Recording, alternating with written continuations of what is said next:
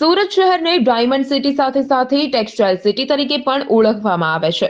અહીં ન જાણે દરરોજનું હજારો લાખો મીટર કાપડ તૈયાર થતું હોય છે.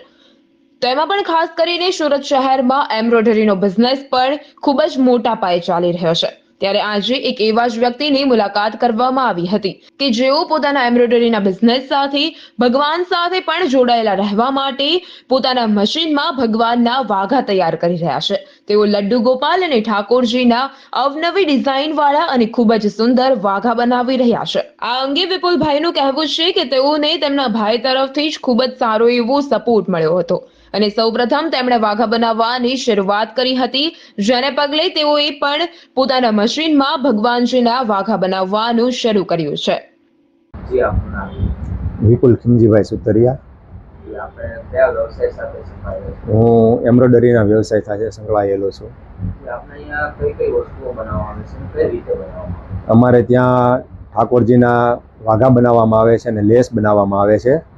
વાઘા છે ને એ આપણે લડ્ડુ ગોપાલ આવે ને એમના દરેક સાઈઝના વાઘા બનાવવામાં આવે છે.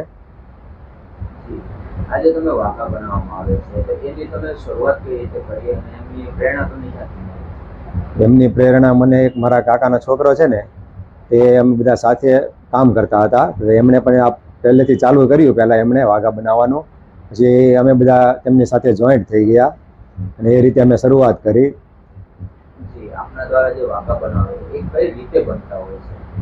વાઘા તો આપણે છે ને પહેલાં એની ડિઝાઇન બનાવવી પડે છે કે જે માપ સાઈઝ હોય આપણે ભગવાનનો એ પ્રમાણે એની ડિઝાઇન કરી અને તૈયાર કરી અને બનાવવામાં આવે છે. તેમાં બહુ બધી જાતના અલગ અલગ બનાવવામાં આવે છે.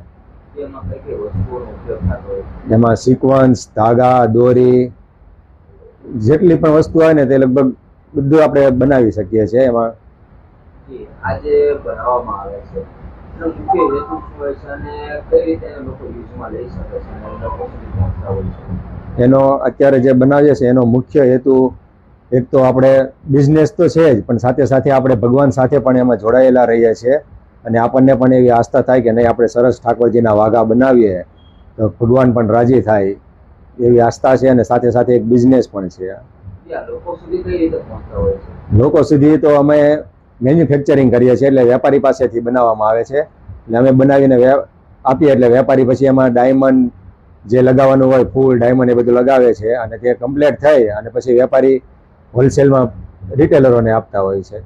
મેન્યુફેક્ચરિંગમાં જ્યારે અહીંયા તમારા જ્યારે ઠાકોરજીના વાઘા બનતા હોય છે તો કેટલી ક્વોન્ટિટી સાથે બનતા હોય છે? ક્વોન્ટિટી તો બધી છે ને અલગ અલગ હોય છે. જે ક્વોન્ટિટી વેપારી ઓર્ડર આપે છે એ પ્રમાણે બનાવીએ છીએ. 1000, 1500, 2000